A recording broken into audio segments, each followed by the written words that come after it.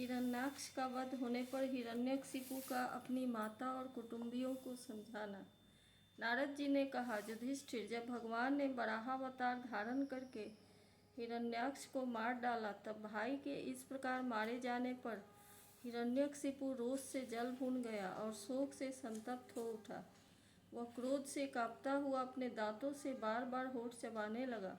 क्रोध से दहकती हुई आँखों की आग के धुएं से धूमिल हुए आकाश की ओर देखता हुआ वह कहने लगा। उस समय विकराल दाढ़ों, आग उगलने वाला उग्र दृष्टि और चढ़ी हुई भौहों के कारण उसका मुंह देखा न जाता था। भरी सभा में त्रिशूल उठाकर उसने द्विमूर्धा, त्रक्ष, संवर, सतबाहु, हयग्रीव, नमुची, पाक, इलवल, विप्रचित्ति, पुलोमा और शकुन आदि को संबोधन करके कहा, दैत्यों और दानवों, तुम सब लोग मेरी बात सुनो और उसके बाद जैसे मैं कहता हूँ वैसे करो। तुम्हें यह ज्ञात है कि मेरे क्षुद्र शत्रुओं ने मेरे परम प्यारे और हितैषी भाई को विष्णु से मरवा डाला है। यद्यपि वह देवता और दैत्य दोनों के प्रति समान है, तथापि दौड़ धूप और अनुनय विनय करके देवताओं ने उसे अपने पक्ष में कर लिया है। यह विष्णु पहले तो बड़ा शुद्ध और निष्पक्ष था, परंतु अब माया से वराह आदि रूप धारण करने लगा है और अपने स्वभाव से च्युत हो गया है। बच्चे की तरह जो उसकी सेवा करे उसी की ओर हो जाता है, उसका चित्त स्थिर नहीं है। अब मैं अपने इस शूल से उसका गला काट डालूंगा और उसके खून की धारा से अपने रुधिर प्रेमी भाई का तर्पण करूंगा। तब कहीं मेरे हृदय की पीड़ा शांत होगी। उस मायावी शत्रु के नष्ट होने पर, पेड़ की जड़ कट जाने पर डालियों की तरह सब देवता अपने आप सूख जाएंगे, क्योंकि उनका जीवन तो विष्णु ही है। इसलिए तुम लोग इसी समय पृथ्वी पर जाओ। आजकल वहाँ ब्राह्मण और क्षत्रियों की बहुत बढ़ती हो गई है। वहाँ जो लोग तपस्या, यज्ञ, स्वाध्याय, व्रत और दानादि शुभ कर्म कर रहे हों, उन सबको मार डालो। विष्णु की जड़ है द्विजातियों का धर्म कर्म, क्योंकि यज्ञ और धर्म ही उनके स्वरूप हैं। देवता, ऋषि, पितर, समस्त प्राणी और धर्म का वही परम आश्रय है।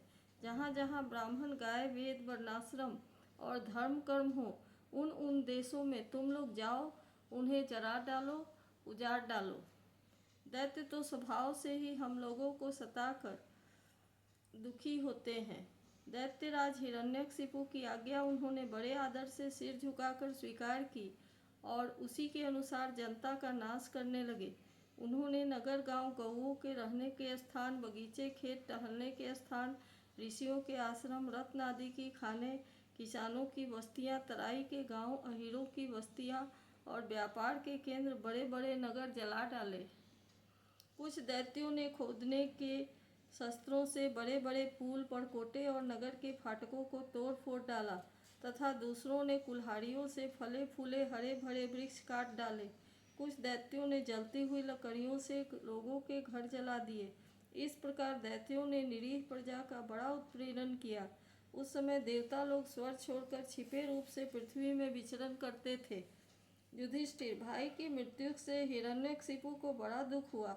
जब उसने उसकी अंत्येष्टि क्रिया से छुट्टी पा ली, तब शकुनी, संबर, धृष्ट, भूत संतापन, वृक, कालनाग, महानाग, हरिश्मश्रु और उत्कच अपने इन भतीजों को सांत्वना दी।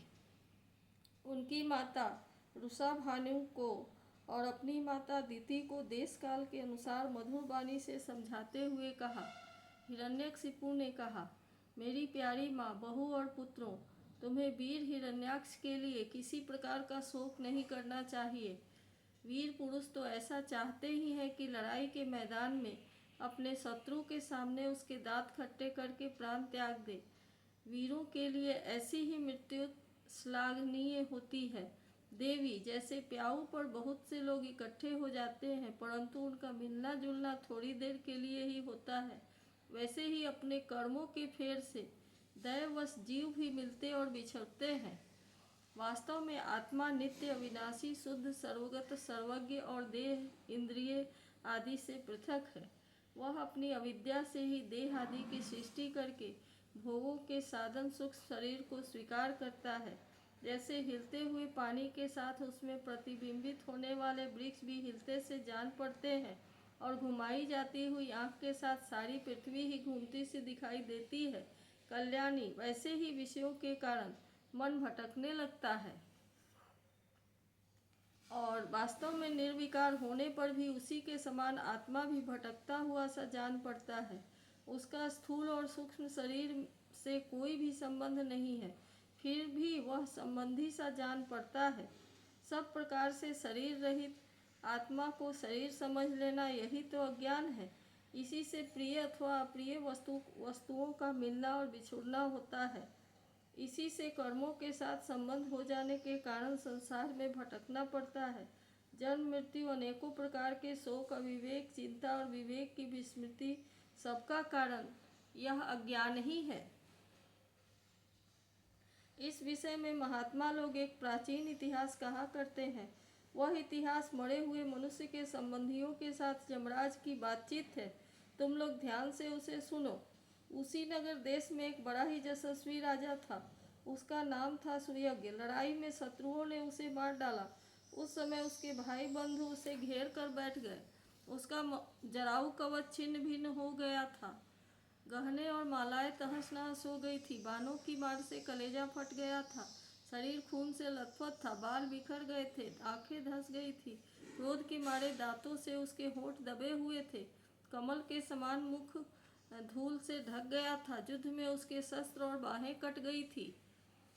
रानियों को दैववश अपने पति देव उसीनर नरेश की यह दशा देखकर बड़ा दुख हुआ। वे, हा नाथ, हम अभागिने तो बेमौत मारी गई, यो कहकर बार बार जोर जोर से छाती पीटती हुए अपने स्वामी के चरणों के पास गिर पड़ी। वे जोर जोर से इतना रोने लगी कि उनके कुंच कुंकुम से मिलकर बहते हुए लाल लाल आंसुओं ने प्रियतम के पाद पद्म पखार दिए। उनके केस और गहने इधर उधर बिखर गए। वे करुण क्रंदन के साथ विलाप कर रही थी, जिसे सुनकर मनुष्यों के हृदय में शोक का संचार हो जाता था। हाय विधाता बड़ा क्रूर है स्वामी, उसी ने आज आपको हमारी आंखों से ओझल कर दिया। पहले तो आप समस्त देशवासियों के जीवन दाता थे, आज उसी ने आपको ऐसा बना दिया कि आप हमारा शोक बढ़ा रहे हैं। पतिदेव, आप हमसे बड़ा प्रेम करते थे, हमारी थोड़ी सी भी सेवा को बड़ी करके मानते थे। आपके बिना हम कैसे रह सकेंगी। हम आपके चरणों की चेरी है। वीरवर, आप जहाँ जा रहे हैं वहीं चलने की हमें भी आज्ञा दीजिए। वे अपने पति की लाश पकड़कर इस प्रकार विलाप करती रहीं। वहाँ से दाह के लिए जाने की उन्हें इच्छा नहीं होती थी। इतने में ही सूर्यास्त हो गया। उस समय उसीनर राजा के संबंधियों ने जो विलाप किया था, उसे सुनकर वहाँ स्वयं यमराज बालक के वेश में आए और उन्होंने लोगों से कहा। यमराज बोले, बड़े आश्चर्य की बात है, ये लोग तो मुझसे सयाने हैं, बराबर लोगों का मरना जीना देखते हैं, फिर भी इतने मूढ़ हो रहे हैं। अरे, यह मनुष्य जहाँ से आया था वहीं चला गया। इन लोगों को भी एक न एक दिन वहीं जाना है। फिर झूठ मूठ ये लोग इतना शोक क्यों करते हैं। हम तो तुमसे लाख गुने अच्छे हैं, परम धन्य हैं, क्योंकि हमारे माँ बाप ने हमें छोड़ दिया है। हमारे शरीर में पर्याप्त बल भी नहीं है, फिर भी हमें कोई चिंता नहीं है। भेड़िए आदि हिंसक जंतु हमारा बाल भी बांका नहीं कर पाते। जिसने गर्भ में रक्षा की थी, वही इस जीवन में भी हमारी रक्षा करता रहता है। देवियों, जो अविनाशी ईश्वर अपनी मौज से इस जगत को बनाता है, रखता है और बिगाड़ देता है, उस प्रभु का यह एक खिलौना मात्र है। वह इस चराचर जगत को दंड या पुरस्कार देने में समर्थ है। भाग्य अनुकूल हो तो रास्ते में गिरी हुई वस्तु भी ज्यों की त्यों पड़ी रहती है, परंतु भाग्य के प्रतिकूल होने पर घर के भीतर तिजोरी में रखी हुई वस्तु भी खो जाती है। जीव बिना किसी सहारे के दैव की दया दृष्टि से जंगल में भी बहुत दिनों तक जीवित रहता है, परंतु दैव के विपरीत होने पर घर में सुरक्षित रहने पर भी मर जाता है। रानियों, सभी प्राणियों की मृत्यु अपने पूर्व जन्मों की कर्म वासना के अनुसार समय पर होती है और उसी के अनुसार उनका जन्म भी होता है, परंतु आत्मा शरीर से अत्यंत भिन्न है, इसलिए वह उसमें रहने पर भी उसके जन्म मृत्यु आदि धर्मों से अछूता ही रहता है। जैसे मनुष्य अपने मकान को अपने से अलग और मिट्टी का समझता है, वैसे ही यह शरीर भी अलग और मिट्टी का है। मोहवश वह इसे अपना समझ बैठता है। जैसे बुलबुले आदि पानी के विकार, घड़े आदि मिट्टी के विकार और गहने आदि स्वर्ण के विकार समय पर बनते हैं, रूपांतरित होते रहते हैं तथा नष्ट हो जाते हैं, वैसे ही इन्हीं तीनों के विकार से बना हुआ यह शरीर भी समय समय पर बन बिगड़ जाता है। जैसे काठ में रहने वाली व्यापक अग्नि स्पष्ट ही उनसे अलग है, जैसे देह में रहने पर भी वायु का उससे कोई संबंध नहीं है, जैसे आकाश सब जगह एक सा रहने पर भी किसी के गुण दोष से लिप्त नहीं होता, वैसे ही समस्त देहेंद्रियों में रहने वाला और उनका आश्रय आत्मा भी उनसे अलग और निर्लिप्त है। मूर्खो, जिसके लिए तुम लोग शोक कर रहे हो, वह सुयज्ञ नाम का शरीर तो तुम्हारे सामने पड़ा है। तुम लोग इसी को देखते थे। इसमें जो सुनने वाला और बोलने वाला था, वह भी कभी किसी को नहीं दिखाई पड़ता था, फिर आज भी नहीं दिखाई दे रहा है, तो शोक क्यों? तुम्हारी यह मान्यता है कि प्राण ही बोलने या सुनने वाला था, सो निकल गया। मूर्खतापूर्ण है, क्योंकि सुसुप्ति के समय प्राण तो रहता है, पर न बोलता है न सुनता है। शरीर में सब इंद्रियों की चेष्टा का हेतुभूत जो महाप्राण है, वह प्रधान होने पर भी बोलने या सुनने वाला नहीं है, क्योंकि वह जड़ है। देह और इंद्रियों के द्वारा सब पदार्थों का दृष्टा जो आत्मा है, वह शरीर और प्राण दोनों से पृथक है।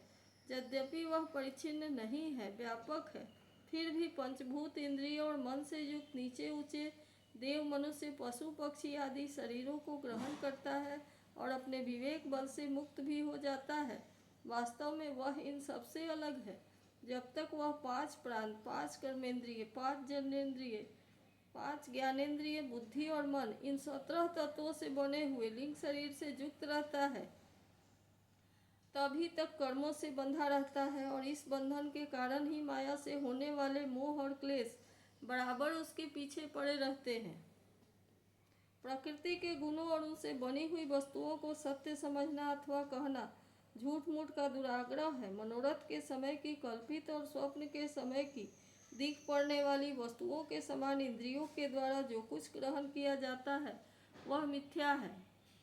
इसलिए शरीर और आत्मा का तत्व जानने वाले पुरुष न तो अनित्य शरीर के लिए शोक करते हैं और न नित्य आत्मा के लिए ही, परंतु ज्ञान की दृढ़ता न होने के कारण जो लोग शोक करते रहते हैं, उनका स्वभाव बदलना बहुत कठिन है।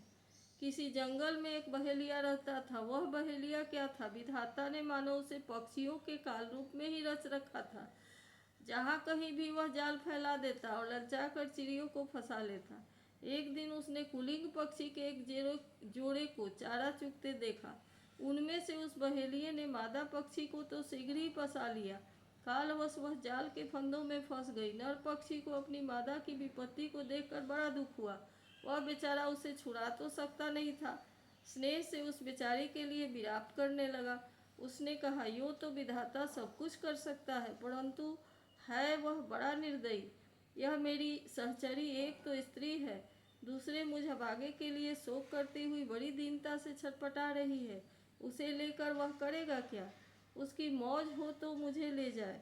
इसके बिना मैं अपना यह अधूरा विधुर जीवन, जो दीनता और दुख से भरा हुआ है, लेकर क्या करूँगा?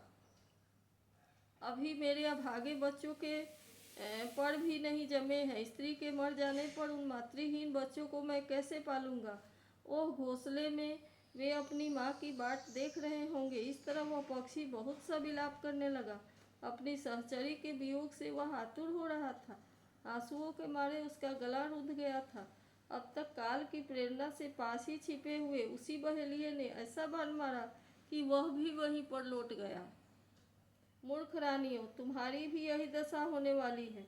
तुम्हें अपनी मृत्यु तो दिखती नहीं और इसके लिए रो पीट रही हो। यदि तुम लोग 100 बरस तक इसी तरह शोक छाती पीटती रहो, तो भी अब तुम इसे नहीं पा सकोगी। हिरण्यकशिपु ने कहा। उस छोटे से बालक की ऐसी ज्ञानपूर्ण बातें सुनकर सब के सब दंग रह गए।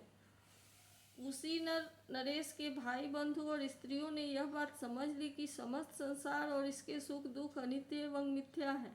जमराज यह उपाख्यान सुनकर वहीं अंतर्ध्यान हो गए। सुनाकर वहीं अंतर्धान हो गए। भाई बंधुओं ने भी सुयज्ञ की अंत्येष्टि क्रिया की। इसलिए तुम लोग भी अपने लिए या किसी दूसरे के लिए शोक मत करो। इस संसार में कौन अपना है और कौन अपने से भिन्न, क्या अपना है और क्या पराया। प्राणियों के अज्ञान के कारण ही यह अपने पराये का दुराग्रह हो रहा है। इस भेद बुद्धि का और कोई कारण नहीं है। नारद जी ने कहा, युधिष्ठिर, अपनी पुत्र वधू के साथ दिति ने हिरण्यकशिपु की यह बात सुनकर उसी क्षण पुत्र शोक का त्याग कर दिया और अपने चित्त परम तत्व स्वरूप परमात्मा में लगा दिया। इति श्रीमद्भागवत महापुराणे पारमहंस्या संहितायां सप्तम स्कंधे दिति शोकापनयनं नाम द्वितीय अध्यायः।